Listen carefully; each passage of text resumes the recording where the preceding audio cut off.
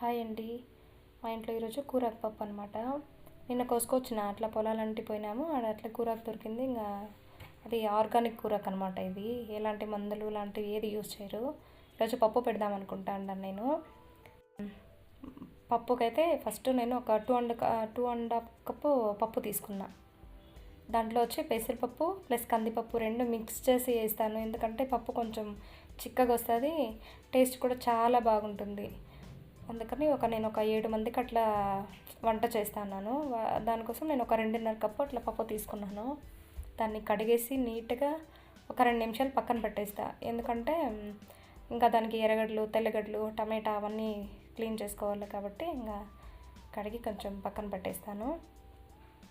మళ్ళీ వీటికి వచ్చి ఇక్కడ నేను తెల్లగడ్డలు, ఎర్రగడ్డలు అన్నీ క్లీన్ చేసి పెట్టుకుంటాను. ఆ పప్పులోకి ఆల్రెడీ కొన్ని తెల్లగడ్డలు మా పాప వేసేసింది. టమాటా, ఎర్రగడ్డలు, తెల్లగడ్డలు, పచ్చిమిరపకాయలు, పసుపు, కడిగిపెట్టిన కూరాకు యాడ్ చేస్తాను. దాంట్లోకి సంగటి చేద్దాం అనుకుంటున్నాను. సంగటిలోకి ఇంకా బియ్యం కొద్దిగా రైస్ ఉండింది, రైస్ కూడా యాడ్ చేసేస్తాను లాస్ట్లో. అక్కడ కడిగి పెట్టాను. ఇక్కడైతే పప్పు ఉడికిపోయింది. దీన్ని ఇంకా తిరగబెట్టాలన్నమాట. అంటే మామూలుగా వీళ్ళంతా పోపు అంటారు, మేము తిరగబాతు అంటాము. పప్పు ఎనిపేసిన ఇక్కడ. మామూలుగా అయితే ఇట్లాంటి ఆకుకూరల్లో చాలా ఎక్కువ ఐరన్ ఉంటుంది. అది కూడా నేచురల్గా దొరికేది కాబట్టి ఇవి తినేదాని వల్ల చాలా హెల్తీగా ఉంటారు. టౌన్లో అయితే డబ్బులు పెట్టి కొనాలా, మాకైతే ఫ్రీగా దొరుకుతుంది. పప్పు అయిపోయింది. ఇంకా పోపు పెడతాను. పోపులోకి వచ్చి కొంచెం ఆయిల్ వేసిన తర్వాత కొంచెం జీలకర్ర, కొంచెం సాసులు, ఎర్రగడ్డలు, కరివేపాకు వేసిన. కరివేపాకు అయితే మా చెట్లోదే వాడతాను. పచ్చిమిరపకాయలు కూడా మా చెట్లలో కాసినవే, అవే వాడతాను మ్యాక్సిమం. నేను కొన్ని రకాల కూరగాయలు అయితే పండించుకుంటాను, ఇంటకాయ, బెండకాయలు అట్లాంటివన్నీ. ఇంకా పోపు ఎగుతుంది. పోపు ఎగిపోయింది. తిరగబాతు పెడతా అన్న. అయిపోయింది. ఒక 2 నిమిషాలు అట్లా కొంచెం పప్పు కాంచడం ఉంటే కొంచెం టేస్టీగా వస్తుంది. మా కిచెన్లో నుంచి బయటికి ఇట్లా కనిపిస్తుంది. వ్యూ బాగుందండి.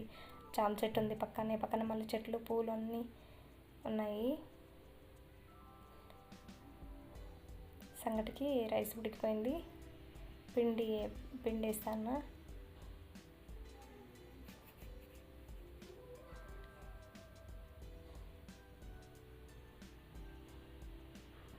ఇంకా సంగటి ఉడికే గ్యాప్లో గిన్నెలు చూడండి కుప్ప పడిపోయినాయి.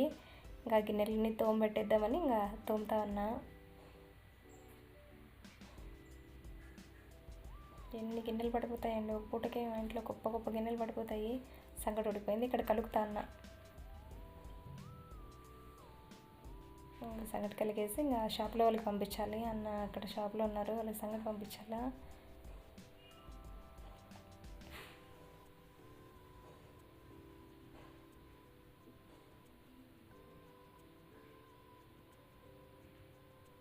సంగటి అండి ముద్దలు చేస్తా అన్న. ముద్దలు చేసి ఇంకా షాప్లో వాళ్ళకి ఇంకా సంగటి, సాంబార్ అన్నీ పంపించేస్తాను. తర్వాత ఇంకా మేము తింటాం. ఇంకా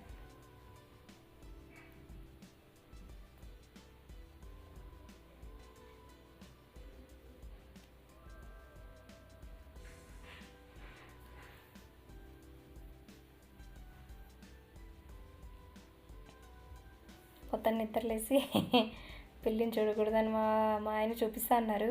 కానీ ఈరోజు మా ఇంట్లో పొద్దున్న నిద్రలేస్తే పిల్లినే చూస్తారు. ఇంట్లో పిల్లి ఉంది మాకు. ఈ నీళ్ళన్నీ ఉన్నాయి కదా, బియ్యం కడిగి నీళ్ళు, అవన్నీ నేను ఆవుల కోసమని కుడతీస్తుంది పక్కింటక్క.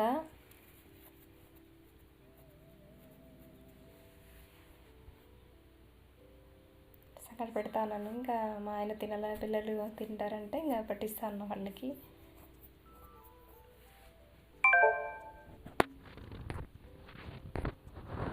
చాలా బాగుండిందండి సంగటికి, కూరకు, పప్పుకి తినడానికైతే చాలా బాగుండింది.